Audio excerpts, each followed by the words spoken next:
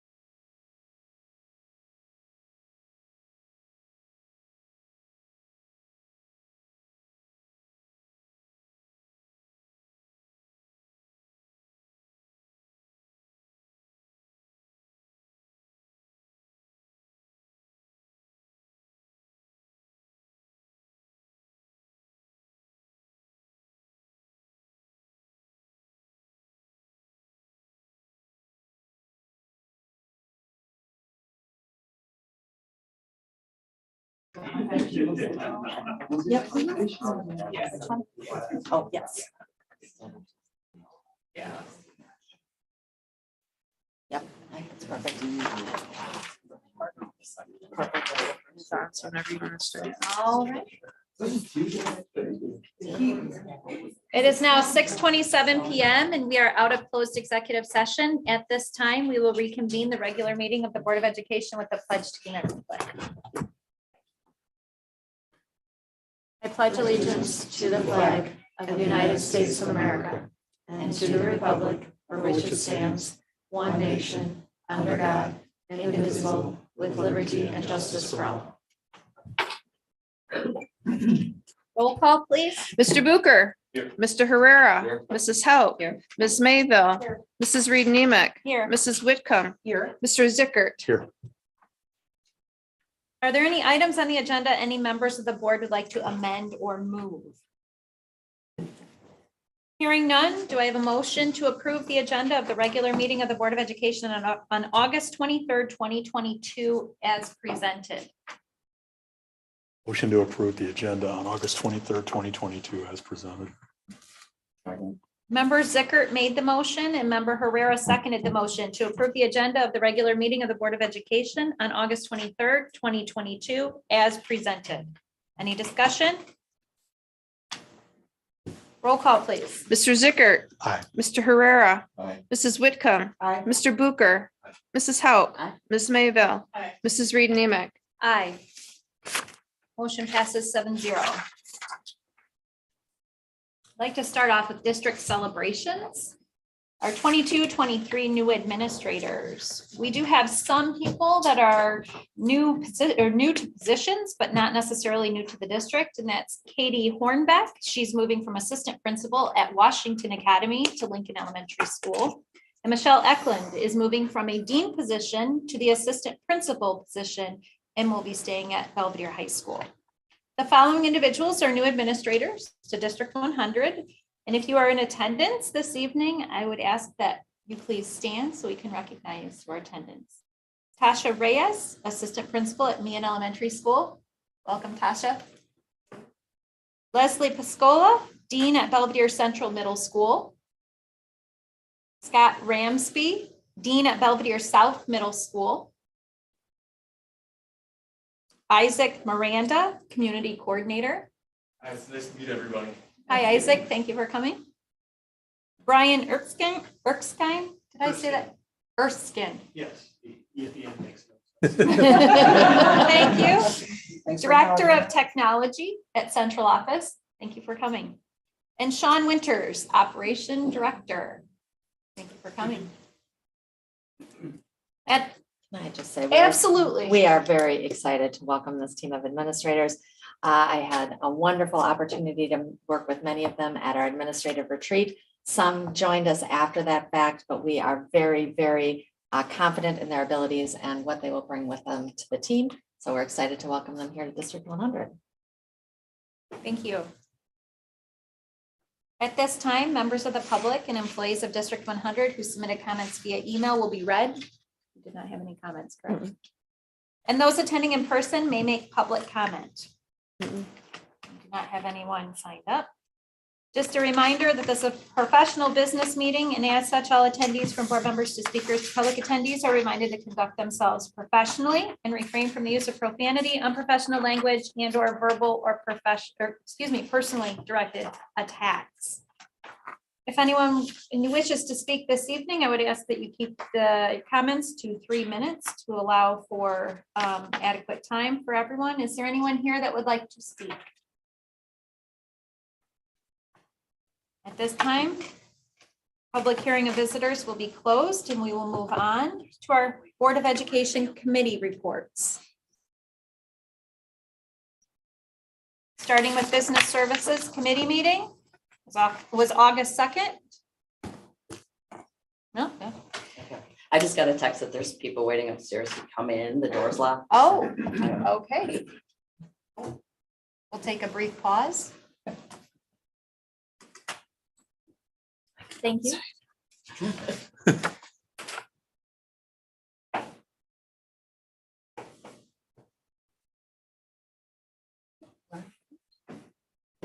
Oh, but that second door, maybe they had to be buzzed.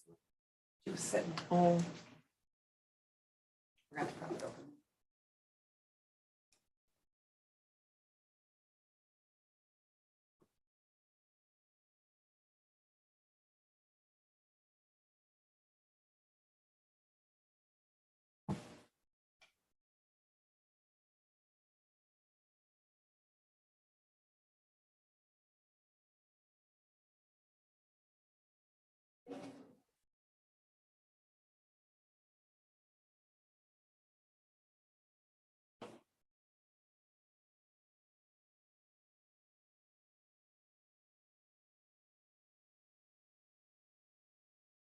I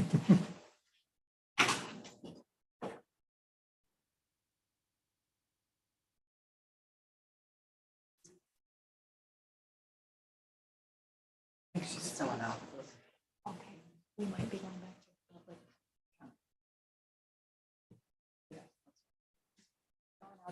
Yeah.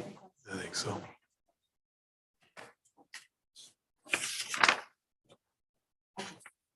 Will we?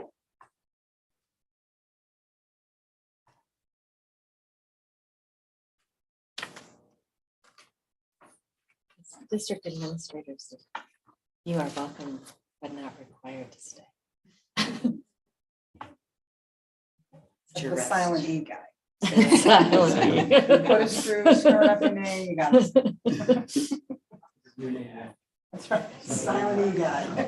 Can make sure the tech works right. The silent E. There you go. Thank you. That's it.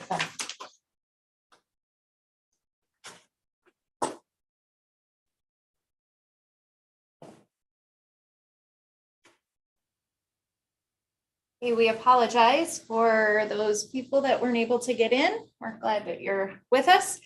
We had just closed public comment, but we will reopen it because we do have someone wishing to speak. Kendra Carter. Remind you to please try to keep your comments to 3 minutes and be professional in your address of the board. Absolutely. Forgive me 1 second. Sure thing. I left my clipboard at home and I got there, so my husband sent me some notes.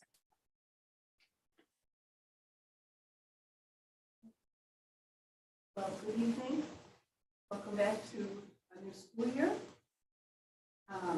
Earlier this month, I had the opportunity to meet with to discuss a few concerning things that I've noticed regarding district practices. One of them being the shared locker room bathroom situation at our high schools. I was informed that individual changing areas have been put in place this summer for those who require more privacy. On the surface, this appears to be a step in the right direction. However, upon further consideration, I have to ask the question, are we really doing all we can to protect the young women within our schools? What is to prevent a predatory male from overpowering a weaker female and insulting her in this secluded area? Society used to protect women from these types of situations, but now it appears we're inviting them to happen within our own schools. The inclusive language from other states regarding shared facilities have resulted in numerous reports of female students suffering sexual assault just in the prior school year. This is a huge red flag and should concern every single person. Currently in 2022, 1 in 5 college women are sexually assaulted on campus. 1 in 5. These numbers are actually much higher because we all know most assault cases go unchecked. When ISBE stated in 2021 that accommodations should be made for trans students, it was written that these were recommendations, not requirements. District 100 did not need to allow male students the rights to utilize female-only facilities. When I asked about this in June of 2022, I was informed that all administrators, faculty, and students were on board with the decision and that things would not be reverting back anytime soon. All is a pretty strong word, in my opinion.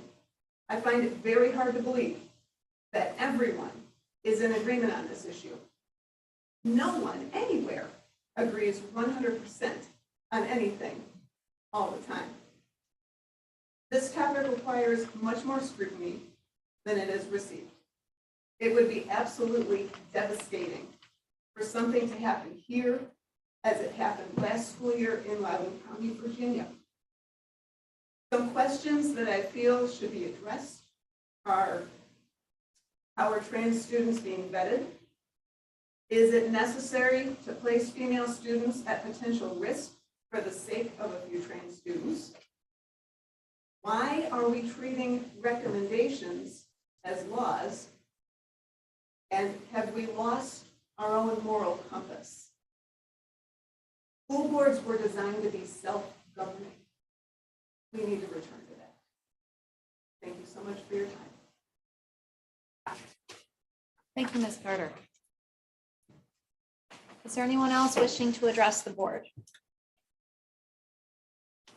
Okay, we will close public comment again and move on to Business Services Committee report. Business Services met on August 2nd. Ms. House, do you have anything you'd like to add or highlight to Business Services? So nothing to add to it. I just want to say, I took some great notes, so there should be no questions. Right, Tom? Actually, Dr. Shuck, I want to thank you because I asked you to get it to the board ahead of time, and I think you did 2 or 3 weeks, and you gave us ample time to ask the questions we need to make a lot of the decisions tonight. So thank you for following through with that. That's all I wanted to say. Thank you. Does anyone have any questions for the Business Services? Yeah, I have a question. Just kidding. Good, because I don't. No, but I do appreciate that. It was very helpful. I think I sent you an email to that effect that it was helpful to have it in layered, increasing bits of information.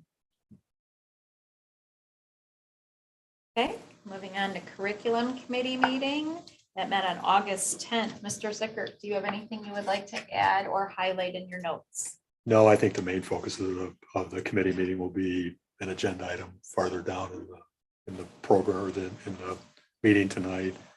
Just very quickly, we sat down and reworked about a month before the norms of the meeting and some of the procedural parts of the meeting, and I thought they went extremely well. I mean, the meeting was much more efficient, much faster, and I think everybody benefited from reworking the way we did things. I think that was the only comment. I'm sorry. Does anyone have any questions for Mr. Zickert regarding the Curriculum Committee notes? Okay, next on the agenda are consent agenda items. Are there any items on the consent agenda any members of the board would like to take out for separate consideration? 15.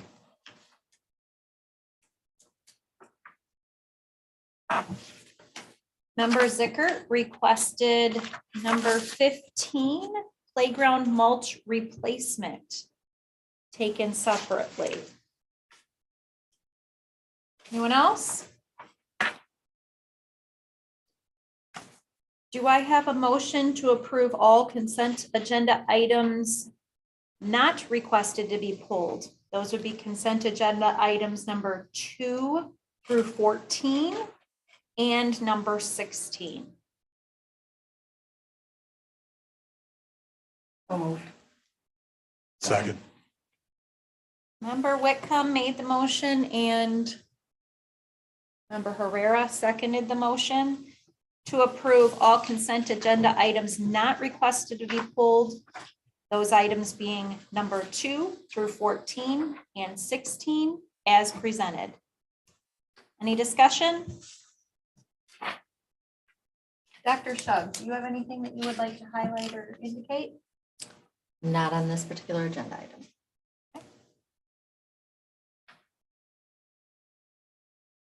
Roll call, please. Mrs. Whitcomb, Aye. Mr. Herrera, Aye. Mr. Bucher, Mr. Zickert. Aye. Mrs. Hauk. Aye. Ms. Mayville. Aye. Mrs. Reed Nemec. Aye. Motion passes 7-0. Do I have a motion to approve consent agenda item number 15, playground mulch replacement as presented? Motion to approve, mulch, yeah, the playground mulch replacement. Second. Member Herrera made the motion and member Zickert seconded the motion to approve consent agenda item number 15, playground mulch replacement as presented. Discussion? Yeah, the reason I pulled this was I'm going to make this very brief. I have a lot to say on this, but it won't, which is a benefit for everybody. I just hope we've learned from this. It's a $300,000 expense. In my world, $300,000 is a lot of money. And I don't think we ever should have gotten to this point, but we are. And I do believe we need to pass it. I do believe we need it. I just hope somewhere along the way, we fix the mechanisms that got us to this point. We're spending $350,000 on playground mulch right before school starts. I do want to share that as Mr. Winters has done his evaluations of the playgrounds and we saw the condition in which they were, we also instituted weekly and daily, weekly, and monthly inspection forms for our playgrounds. So those will be filed both in the maintenance office, with grounds, and I will be reviewing those as well as Mr. Winters. So we anticipate, we agree, $210,000 ask for mulch and mucking out playgrounds is a lot of money. It is unfortunately the safety of our students that is at the forefront that is driving this. And as you know, board members have said, we have to do it, but I can assure you that we're not going to be in our same position. We will be watching and we will be paying attention to that in the future. Will we be keeping students off the playgrounds until we've replaced them all? We are going to, you have your plan. I think we were talking with the buildings. Here, Yeah, go ahead. it's going to be a very aggressive schedule. We are hoping to be done within 2 weeks. I will notify the contractor first thing tomorrow morning. And the typical schedule is going to be remove the mulch one day, have a crew go and remove the mulch the second day, but while the second day is happening, another crew will be replacing the mulch into the original. So it will be a switching over. As far as closing the playgrounds down, I would recommend that. We're this far along the process. I don't want to create any more disruption. But having said that, it'll be a very quick process. We will work with building administration. We have made the contacts with LMS in preparation that we've had a lot of open time to have the conversations with the board. We weren't getting a lot of questions. And I will be honest, I'm hedging on everybody thinking safety is our top concern and that this was going to pass. So they were planning on this. And so they had everything they could do up front without actually pushing the order and having it go. We, of course, needed approval to do that. But they have been on standby and we would expect to get this done very quickly. We will, of course, be watching those playgrounds. The first two that will be addressed are our highest need, which is Washington and Perry. So those are the two that are sitting there with no mulch. So we want to make sure that those are addressed first and then we'll go through. And we don't have a safety concern about keeping the playgrounds open with the diminished mulch. They have been I do have a concern, but we're going to be monitoring the kids out there and hopefully be able to stay there. I would not want to recommend them staying open for long periods. Yeah. But I also have reservations about opening schools and not allowing kids to get out there. So we will be watching. Mr. Winters and I are going to be at all the buildings the next couple of days, just watching what is happening and what we can do. If we have to close them, we will. But just kind of monitoring what's happening. I will be at every playground every day of the process.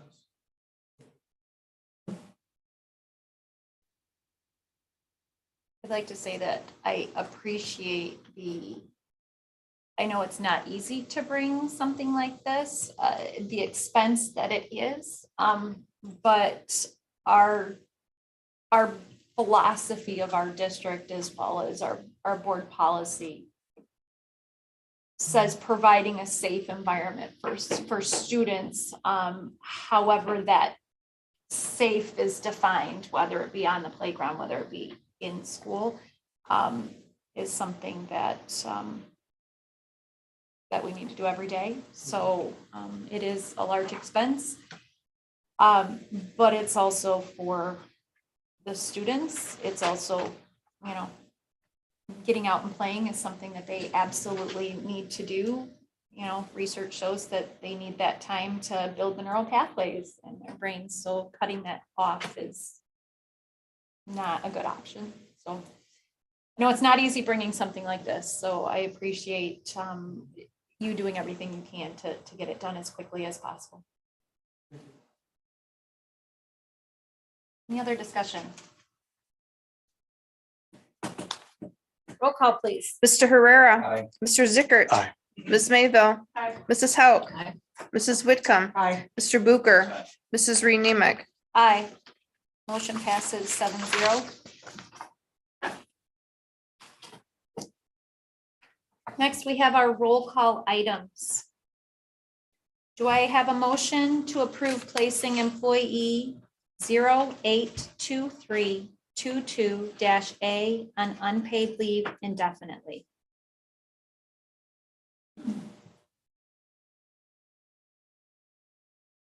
I make a motion to place employee 082322A on unpaid leave indefinitely. Second. Member Whitcomb made the motion and Member Hauk seconded the motion to approve placing employee 082322-A on unpaid leave indefinitely. Any discussion? Roll call, please. Mrs. Whitcomb. Aye. Mrs. Hauk. Aye. Mr. Herrera. Aye. Ms. Mayville. Same. Mr. Zickert. Aye. Mr. Booker. Aye. Mrs. Reed Nemick. Aye. Motion passes 6-0-1. Do I have a motion regarding the salary and contract for Brian Erskine? Did I get it? Erskine. I'm so sorry.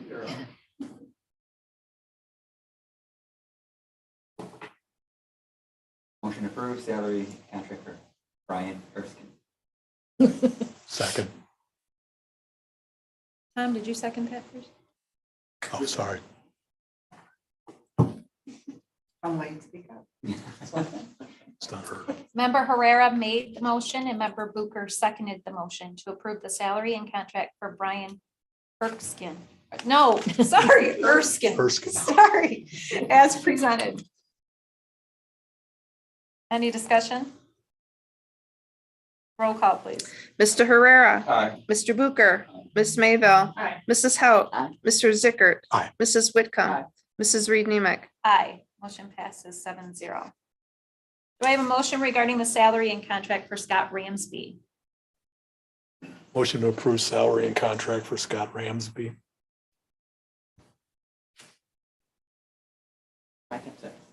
Second. Member Zickert made the motion and Member Booker seconded the motion to approve the salary and contract for Scott Ramsby as presented. Any discussion? Roll call, please. Mr. Zickert. Aye. Mr. Booker. Mr. Herrera. Aye. Mrs. Whitcomb. Aye. Mrs. Hauk. Aye. Ms. Mayville. Aye. Mrs. Reed Nemick. Aye. Motion passes 7-0. Do I have a motion regarding the request to rehire school health assistants?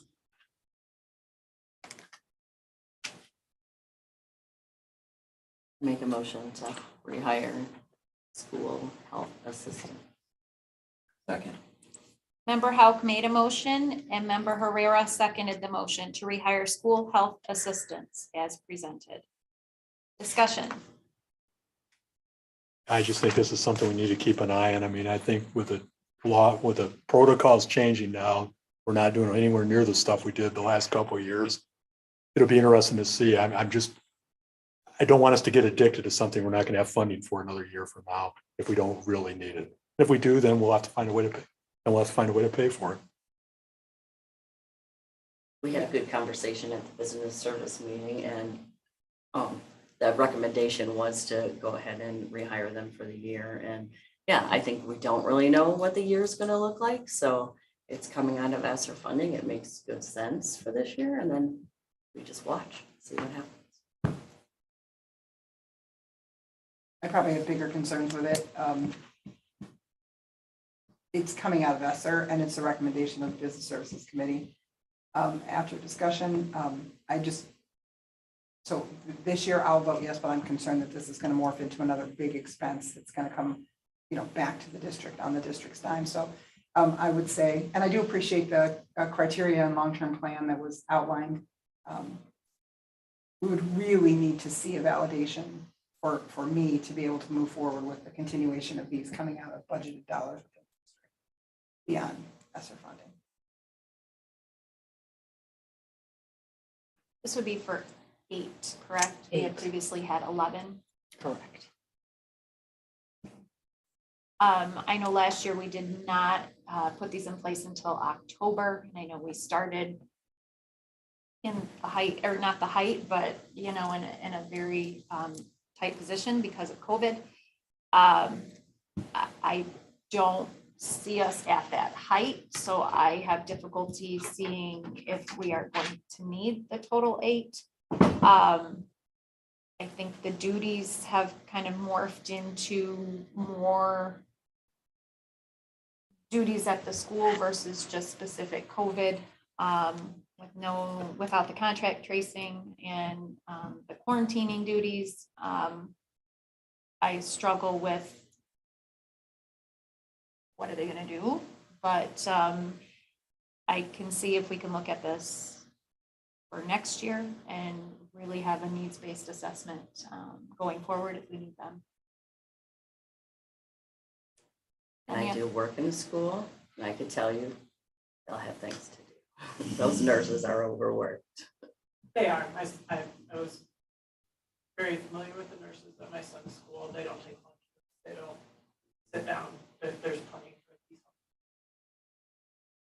I'm concerned that the health assistants won't be able to help with what we truly need them to do because they can only do minor first aid instead of having nurses there to do what the nurses can do. Any other discussion? Roll call, please. Mrs. Hauk. Aye. Mr. Herrera. Aye. Ms. Mayville. Aye. Mr. Zickert. Aye. Mrs. Whitcomb. Aye. Mr. Bucher. Aye. Mrs. Reed Nemick. Aye.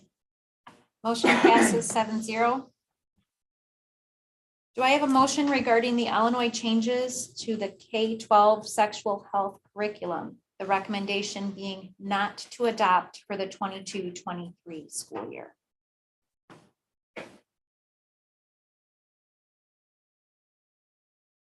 Motion to adopt the recommendation not to adopt. Sounds weird. The Illinois changes to the K-12 sexual health curriculum for the 2022-2023 school year. Member Zickert made the motion and Member Bucher seconded the motion for the recommendation not to adopt the Illinois changes to K-12 sexual health curriculum for the 22-23 school year as presented. Discussion? Just really quick, at the curriculum committee meeting, we talked extensively about this. They were presented with an action plan for how it was going to be studied, how stakeholders would be involved in it before we move forward, how everybody would have a chance at input and a chance to weigh in on whether we should do these and a chance to see the transparency of what they even are. So we'll be real upfront and out there with, this is what the state of Illinois proposed. This is what we're talking about, and then get recommendations from a lot of stakeholders on how or if we should move forward, what's age appropriate, what's not, things like that before we do it, and take an amount of time to do it and make sure we engage as many stakeholder groups as we can before we do it. So to be clear, if we're not adopting it, we would vote no. Am I wrong? We'd vote yes, No, not you to would adopt. vote yes, not to It's just the way adopt. it's worded. So we would have voted yes. It's a good question, but it's You the would way it's vote worded. That yes, would have been a not to problem for me. adopt. Okay. We worked pretty That's hard a on the good clarifying language of that. It question, was though. That is, tricky. it's an excellent, thank you for And clarifying. then she asked. Yes to no. That's a good thing. Yes to say no. Yes to say no. Correct. Any other discussion? Roll call, please. Mr. Zickert, Yes. Mr. Booker, Ms. Mayville, Aye. Mr. Herrera, Aye. Mrs. Hauk, Aye. Mrs. Whitcomb, Aye. Mrs. Reed Nemick. Aye. Motion passes 7-0. Do I have a motion regarding the substitute coordinator position?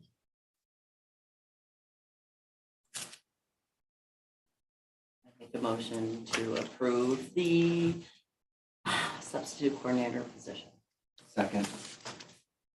Member Hauk made the motion and Member Herrera seconded the motion to approve the substitute coordinator position as presented. Any discussion? Yeah, I mean, I've said this before. I've talked to Dr. Shug about it. I have real issues with this position for a few reasons. One, there's no really salary. We don't even know what we're paying them. There's no salary range there to tell us that this is going to be a this to this kind of position. Two, I don't agree. I think that starting October 1st, 10 months ahead of when we're going to, almost 11 months before they're actually going to be doing things besides onboarding and things like that. I never saw anything concrete that showed why it needed to be done October 1st versus, let's say, June 1st.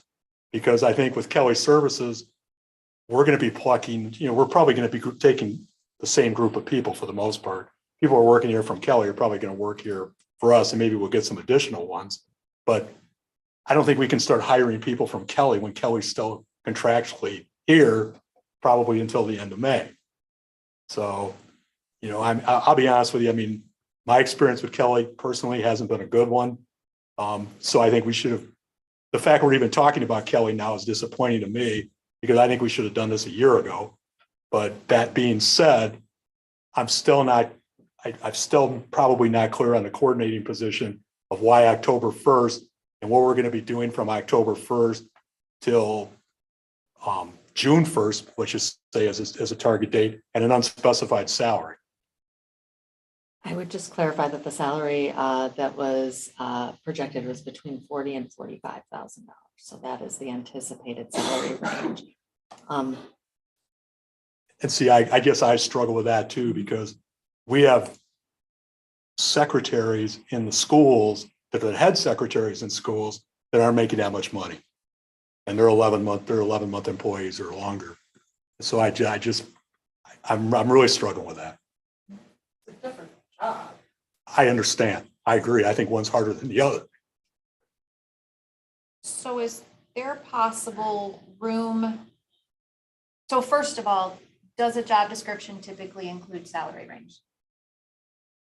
When it's posted. When it's posted, it does, yes. Okay, so it would be posted with 40 to 45,000 when posted. I think this job would be, this person would have all they can handle. It would be a full-time job. And I'll let Joanne elaborate. She's had experience with this before, but, I know there's been discussion about moving away from Kelly, but even the last year before we were with Kelly, our fill rate was only 82%. So we obviously weren't doing anything right at that time either. Hence the discussion and the move to try outsourcing with Kelly at that time. This person is going to need to learn new systems. They're going to need to work with the HRS Skyward implementation when that happens. They're going to need time to facilitate integration from frontline to Skyward. I want this person to be visible. I mean, one thing I think I've heard over and over about bringing subs back in-house is the relationships and being part of the district and taking care. So this person would spend a lot of time just being visible, building relationships with building admin and also the office professionals. I've heard that there's a disconnect, and so the goal would be to fix that disconnect. This person would be one of the employees, one of the district employees. They'd be recognized and visible. I would also say that This person's going to be creating an onboarding system. Joanne can probably speak more to like what that would look like, but to as much as possible streamline the onboarding process. I know there have been complaints about how long it takes to onboard somebody. Some of it can be remedied, some cannot. I mean, there are just some steps in the onboarding process that just take time, no matter what we do. But our goal would be to streamline that and accelerate that as much as possible. And I would just also say, I mean, in all transparency, we've never done this before. We've never, I mean, I've never worked at taking subs back from being outsourced back in-house. So I think there's going to be a lot of work. It's going to be a large undertaking, many challenges. I think some of those challenges we can anticipate. Some of those are unforeseen. I mean, this is going to be new. And so I just think there's a lot to this. And I think the earlier we can get the person on board to do this, the better chance we're going to have of being successful. I mean, we want this to be successful.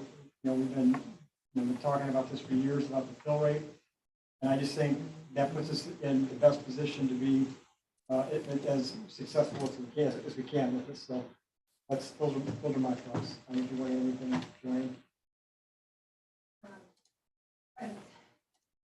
I know Bill and I had worked on the timeline for this and identifying the items that need to be there. What I am hearing repeatedly since I've started here is that we need to focus on retention and recruitment and making sure that we're districts in place. So as a past experience I've had with outsourced services for substitutes, having very similar situations that you're having where the fill rates aren't there as they promised.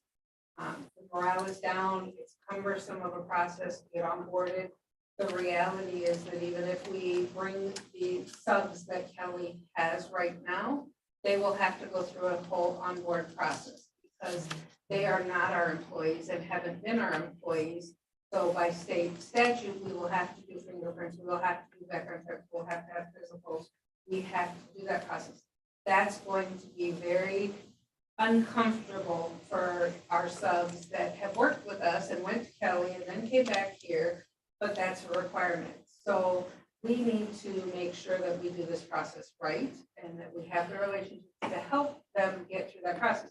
When they've been a teacher for us for 30 years, they retire and we have subs in-house, they don't have to do all that paperwork and all that formalities. They do when they've been working for another company. The onboarding process, my vision is getting this individual in here, developing what onboarding looks like. And that means from the moment they put in their application to making that direct contact right away. Usually it's within 48 hours, we have our first contact with them. And I'm saying this is what my experience was as I built this out in my prior district. We have those, that's initial contact. Then you set up a phone screen. You know, what are you looking for? What do you think you need as far as are you more apt to elementary schools, middle schools? What are the building principals looking? You built those relationships so you know what is happening at those levels. And then you walk them through that process and you're constantly checking back in.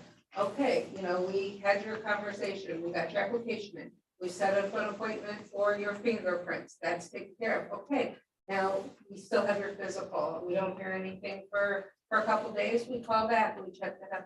What I envision is this whole process that we developed to onboard hopefully over 200 substitutes, we will then transition that into a full onboard process for our staff that we want to bring and retain and have in our district as permanent employees for us. But onboarding doesn't start with getting their paperwork done. It doesn't end there, I'm sorry. It's a continuous thing.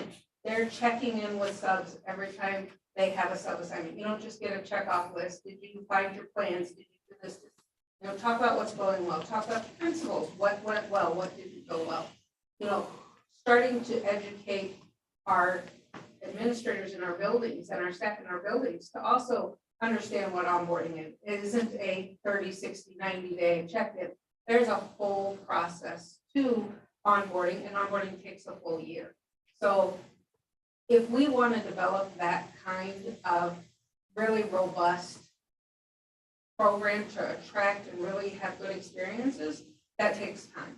And no, we can't hire them to start subbing today, but we can put out letters of intent. We can interview them now and say, come June 30th, we want you to be a District 100 substitute. We want you to have all that stuff done, and let's be ready to get you going. They're not physically our employee till July 1st, but we've got summer school taken care of. We've got that. I don't anticipate that we start recruiting June 1st. And if we think that we can recruit 200 subs plus whatever vacancies we have during the summer, starting June 1st, that's not realistic. You're not going to have a good experience because you're not going to have the time in your HR department to be able to do that. That's my experience, and that's all I can really draw upon that. I think just in fairness, the last year I subbed for Belvedere, the last year before Kelly was 2018, 2019. I had on board, it was done in the HR. We didn't even hire a sub coordinator back then, more or less one starting 10 months ahead of time. This has been all handled for years with hundreds of subs over the years in the district in-house. I agree there is going to be a transition. I just think that this is something we did before without even having a sub coordinator. I personally done it. I would rather see the money go toward something like that. The real irritant for doing all this stuff is having to pay for your own physical, having to pay for your own TB test, which Rockford subsidizes, and we, or at least used to, and we don't. So if you sub, you're going to pay, say, a couple $100 for a physical, another $100 for your TB test. You go to the clinic, you're going to have to sub 2 or 3 days to even break even. And that's not true in some other places. So like I said, I may be the lone ranger on this one. If I am, that's fine. I just think that one of the big knocks against us among people out in the, not in the community, but at least in the staff, is here's another central office position. And we're doing it in October instead of June for something that a lot of people around here know we've done in-house for years before Kelly. And even Kelly didn't start in October when we decided to go with Kelly. As someone who was on the board when we did it in-house, we didn't do it very well in-house. If we want to pay for TB tests for the subs and the physicals for the subs, I have no problem with that. These aren't mutually exclusive expenses. If that's something we want to talk about as a board, I would be certainly amenable to talking about paying for expenses for our subs. I mean, the sub shortage is critical. It's insane. I mean, if we can get someone to do this job for $40,000 or $45,000, I'd be thrilled. But I mean, that just seems shockingly low to me. I mean, that's fine, put it out there, but you know, our Belvedere Police Department's hiring first-year police officers who don't need any sort of college degree. They wander in off the streets for $55,000 a year. So my only hesitation is that I think the salary range is actually low, but yes, we've got to do something. I trust Dr. Ady, I trust Ms. Armstrong. They know way more about what it takes to do this right than we do. But let's do it. My God, our teachers are just dying. Our administrators are dying. $45,000 for this position is nothing. It can bring our sub rate up any at all. Adding a new position to central office, I don't understand. I know you campaigned on not adding positions to central office and on the fact that we pay administrators too much, but It's not what I said. There's got to be some sort of point where you step back and say, hey, we need this position. You know, it's fine if you want to vote no to positions you acknowledge we need, but just to take a stand on this is another CO position, my God, we need this position. I didn't hear that, but I'm just going to say, I have concerns about the timeline as well. Now, having said that, if we're going to go this route and we have an acknowledged deficit before, we didn't do as well as we could have and should have, then I concur. I don't think we're going to draw the right kind of candidate. These are HR sensitive matters that are going to take a specialty kind of person to really, I would think we might need to do some of these. If we're really going to try and stick within that $45,000 budget, I think some of these systems need to be in place by our internal team before we look outward and start looking to hire somebody for the position. Maybe we'd be looking at spending the first quarter of the school year, trying to define some of these things. We'd be asking someone to come in and do at 40,000. That's a big ask. That's a big ask with issues that are as sensitive as compliance and HR related matters. Maybe we build the systems if we're going to stay within that range, or we decide we need to look more closely at the salary range. Either way, I think, an early next year timeline still gets us, accomplishes a lot of those things. It's not about not trusting Dr. Edie or Joanne. It has nothing to do with that. It has to do with being sure we are, if we admit we didn't do it well before and we want to do it better, having, the best possible systems in place if we're going to use someone who's going to be at a more moderate to middle range salary, or that we're going to hire someone in to develop these systems and come up with how we're going to do it and come up with the tracking systems and all of those things. I think that's a much bigger ask and a very different salary range. I'm more inclined to have the salary higher too. We talked about it in great lengths at Business Services for months, many months. And what I heard from the teachers and the people in the buildings that are on that committee are, this is something that they would like and want. And like the committee recommends it. We had nobody on the committee that was against this. They all wanted it. I think it brings back that personal touch. I think it's harder. I don't want to say it's harder to say no, to Lisa, but it is easier to say no to Kelly. I mean, that personal relationship is what these teachers on this committee were talking about. They wanted it. They felt that could grow the district. And my God, we have been talking about sub rates. I've been on the board 7 years. Every year, it never gets better. So if we can bring someone in, it may take 10 months to get them ready for this position. I don't care. I mean, we're not going to be paying Kelly anymore. It's not more money by any means. And if we can bring those rates up and help out the staff, I mean, and we talked about there'd be different onboarding, there'd be different ways, to bring them in the buildings, how we'd be showing them where the bathrooms are and where they could take their break and, that personal touch. And I think it's going to make all the difference in the world for someone. They're going to want to come to Belvedere. Hey, they're going to show me where the bathroom's at. They're going to, show, maybe they're going to give me lunch from Organic Life. I mean, we talked about different things like that. Awesome. Come to Belvedere. I mean, I think we need to do this, as did the committee. And those are my thoughts. I do think that we could take a look at the salary if it's going to take more to do that. I think we could definitely take a look at that. I also think we could take a look at the timeline too. I do think the person needs to be hired before the start of the school year.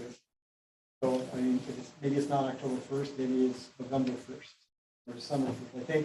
I think that's flexible, but I think we agree that we want somebody in there, as early as possible. If that's not October 1st, that's. And I would just make one more sort of reflection. I mean, we've talked about sub rates over the past years, not only here in Belvedere, but in districts across the state, across the country. This has been an issue. And while the sub-fill rates previous to the hiring of Kelly gave us the rationale to hire Kelly, the situation is now far, far, far more dire. Again, across the state, across the nation. Being able to fill those sub positions is critically important and going to be entirely more difficult than it was before we went to Kelly 3 years ago. So I think it's important to utilize that context too, as you're making this decision. I would also echo what Holly said, that there was very broad support for this on the Business Services Committee, which was representative of staff as well. One final word. I don't think the sub-coordinator job is going to make that much difference in the fill rate one way or the other, as much as how much we pay them and what kind of situation or environment they're in, things like that. I mean, I've actually subbed in these positions. I will say though, that if we're going to go this route, in my opinion, we're doing a real disservice to our clerical staff in the buildings. I mean, we're paying them way less than this, considerably less than this, And I think they work every bit as hard or harder than somebody would in a position there. So I think if we value this that much, then I think we really need to look at how we're treating those building clerical people too then. And that's where a salary compensation study would be very useful, because then it's not Carla says this job's worth X and Matt says it's worth Y. It's an objective study showing, hey, these are the positions, here are the requirements to have that position, here's the number of people they supervise, here are the job duties they have. Here you go. I think we're looking at two possibly very different positions. And so that's why I'm concerned about committing to, and maybe we're not committing to a salary range here tonight. I just think for me, I just think it's premature on two levels. Number one, if we're really looking at this person doing all the things that are listed within this job description, that is incredibly robust. That's going to take someone with significant HR experience to come in and know a great deal about and have a great organizational platform that they are able to, metabolize into structures and systems that we have. That may be a very different position. If we're creating those structures and systems and we want to bring someone in and be teaching them, okay, here's what exists and here's how you do it, that may be a $40,000 to $45,000 position. I don't think this is as it's listed here. And I think we have to decide, not that we don't need the position, but what is the position? Is it someone who's going to have, you're talking about all, those fingers that are reaching into every building and all of those sorts of things, you have to really think about, that's a really aggressive timeline, number one, in a hiring climate that's a little different, to come in and say, for that amount of money, we'd like you to create them. So currently, the motion on the floor is to approve the substitute coordinator position as presented. That substitute coordinator position being the one with the job description that was included. So first of all, substitute coordinator position, the actual position. But also in approving this, it would be approval of this job description. This job description does not include processes. Is that what's intended? That the processes and procedures are going to be taught to this person and then they will take it out, or hoping for them to develop them? I think a little bit of both. I think we want them to come with some ideas and experience, and I think they would also help to create those. So would that be Maybe something take that another swing at the a description. change then that would be added to the job description, or an addition that would be added to the job description then possibly? Is this the sort of thing that would depend on the candidate pool you get to?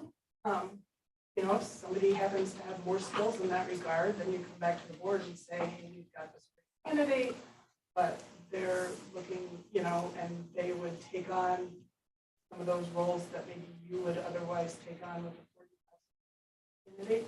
And so this will come back on personnel regardless, right, with the actual salary.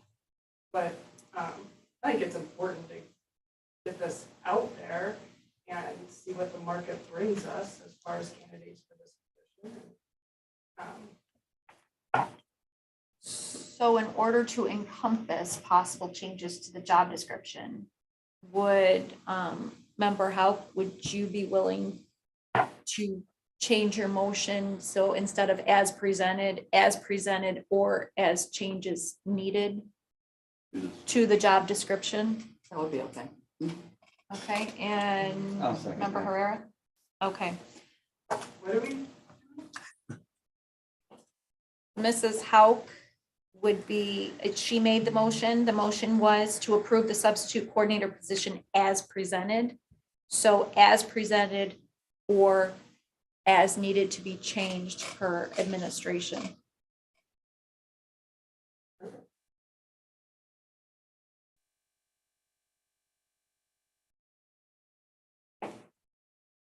Does anyone else have any other questions?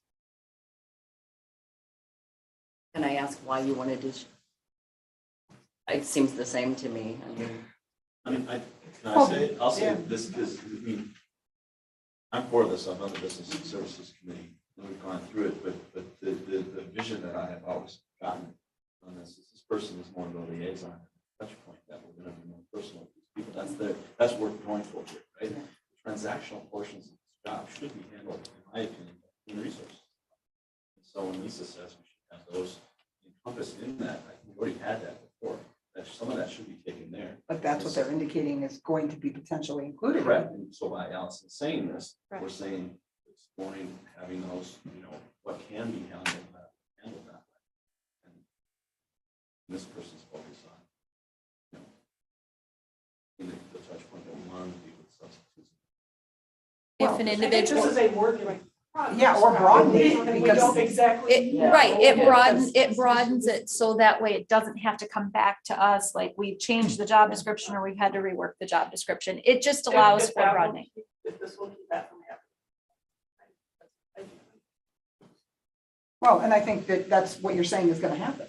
You're saying you're going to need to add things to this job As description, possible. such as developing the platform and Right, creating. but the the- board doesn't like systems. approve every new job. that's- We are Let's approving- just- Mrs. Mayville, we are approving the job description and that's that's the motion that is on the floor. So by making that change to the motion would allow changes to that job description without having to come back for board approval to changes to that job description. That's fine if it'll, yep, that's fine. So the job description will be whatever Dr. 80 and that's something necessary to fulfill the duties of this position.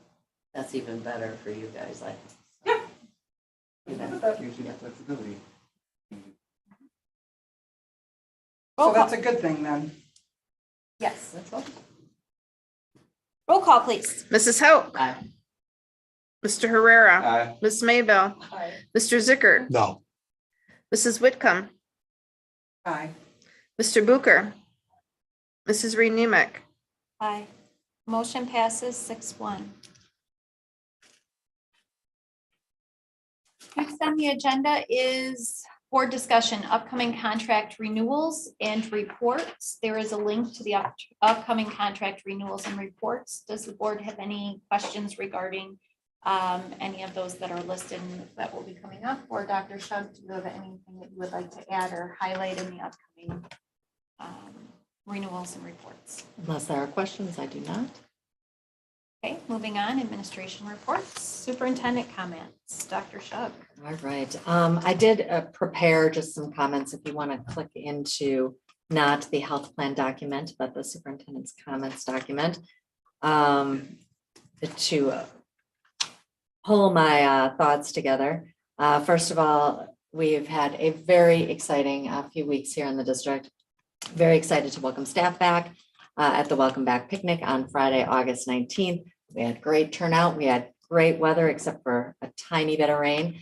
And it was just really fantastic to see everyone and get the year off and moving. And then this Monday, we welcomed all of our staff back. Huge gratitude to our cheerleaders from both Belvedere High School and Belvedere North High School who made signs, got up really early, showed up at 7 a.m.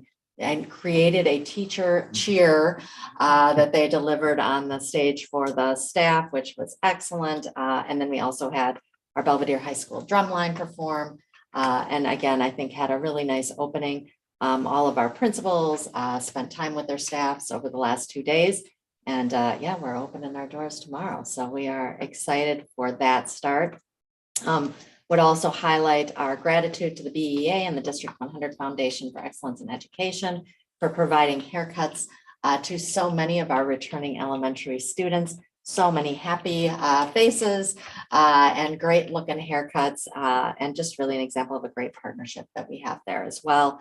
And Ms. Ashens was huge in coordinating all of those events and getting all of those students in to get their haircuts. And she's already begun the planning for next year. So very excited about that.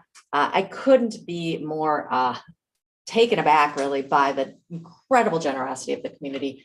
If you have an opportunity to look in this room over here, thousands of school supplies that came in via the Stuff the Bus campaign, helping out so many of our students and families. So absolutely spectacular generosity that will make a difference for so many of our students and families. Getting those supplies out. I have been told so much about the Boone County Fair. I was so excited to have the opportunity to get there. I have said repeatedly it lived up to all of the hype. It was fantastic, so much fun, so great to meet a lot of our families A lot of our students give away a whole lot of sunglasses and magnets that now have one date wrong, by the way. So Janine actually ordered stickers to replace the incorrect date, as we had to adjust that one early release date. But fantastic to meet students, families, and thank you to all of our team who was able to be there as well and promote District 100. Belvedere High School air conditioning. I know I informed the board a few weeks ago that due to delays in shipping of our supplies, that supply line is just ongoing headaches. We were not able to upgrade the Belvedere High School cooling system at this point. We are still awaiting some of the items that are necessary to do so. So we will be starting the school year with no air conditioning, which is certainly less than ideal. Our temperatures are predicted to be in the upper 70s, lower 80s throughout all of this week and the beginning of next week. But we are going to be monitoring that situation. Should we wind up in a situation with extreme temperatures, we would do the same thing that we would do in another weather emergency, close for that particular site on that particular day. If it was going to be extended, look at a more extended closure. Right now, I'm not anticipating that. Mr. Winters is out in those classrooms checking temperatures and taking other measures to keep those classrooms as cool and as comfortable as we possibly can. Again, not ideal, but at the end of the day, we will have those systems upgraded, and next summer we should have a much better system in place at Belvedere High School. Updated health and safety plan. Over the last few weeks, we've been getting all of our updated guidance regarding COVID-19 as well as MPV or monkeypox. We have updated the safety plan to reflect that. And that plan will be going out to families and to staff tomorrow after presenting it to you here this evening. The critical changes made to that plan: physical distancing is no longer a recommendation in the guidance. Quarantining, no longer a recommendation for anyone in the guidance. Close contact tracing, there is no criteria any longer for close contact tracing. So we will not be doing any of that close contact tracing. There are still requirements for those individuals who actually have COVID and are returning into the environment. Masking for those days 6 through 10. There are ways to also test. And if you test negative twice within that 48-hour period, you are able to report without a mask. That would be students as well as staff. So very limited ongoing protocols. However, we did still want to keep our families and our staff informed. So we did maintain the plan. We moved away from calling it a COVID-19 plan to a health and safety plan. And we do plan to add any information we get regarding MPV and other communicable diseases to that document that we would just continue to keep updated then year to year to year, semester to semester as need be. And finally, on my list, safety inspection. Safety has been a priority indicated to me through our listening sessions with staff and with families. I met with a small team today, this morning, going through some of our facilities, really looking at what our needs are in the physical buildings, as well as what staffing and technology supports we need to ensure that our sites are as safe as they possibly can be. We will be continuing to review and put together those recommendations, and we will be bringing that back to Business Services Committee for review and to the board as we continue doing that work. During my listening sessions, I heard many times Uvalde is on our minds. Certainly, we want to make sure that safety is our top priority here in the district, and that we're taking care of our students and staff and making sure our buildings are as safe and secure as they possibly can be. And finally, tomorrow, we are ready. We are ready. Are ready or not? The students are coming tomorrow, and all of our central office team is planning to be at the sites tomorrow to greet our students and welcome them back. Couldn't be more excited to open our doors to our students and get the real work started. So that's those are my comments. Any questions on any of that? The safe and healthy plan, safety and health plan, or anything else that I presented?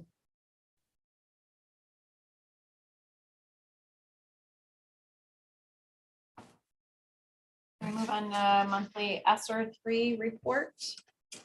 Yep. Do you have to highlight anything there, Doctor? Dr. Johnson, do you want to make any highlights there? We have, go ahead. I was just gonna say, we're continuing to monitor and staffing update as we can and starting to get back to the drawing board on some that we're having difficulty filling for a second year in a row, specifically our intervention staff, so. We'll brainstorm around that. And we've been talking about, we know the board has been interested specifically in some of the quantitative data that is associated with some of the work that we've been doing through those ESSER dollars. We are hoping to specifically connect that to progress updates with the district scorecard so that we can continue to walk through the progress that we're making through the ESSER 3 improvements, but also through the work that we are doing daily as a part of our work to serve our students. Way back in January, there was a need identified for staff to have a counselor at the health clinic. And I know that there has been difficulty finding a counselor. Is that something that we are still looking for? Or is that something that we're able to offer at this point? I can speak a little bit to that. I've had the opportunity to follow up with Dr. Johnson and sort of find out where that particular moving piece is in place. Yes, we are still looking for that position, but I think it is going to be necessary for us to revisit how it's being posted, how it's being recruited for, in order to help ensure that that is filled in the long term. So that is on my list for this month to do some follow-up.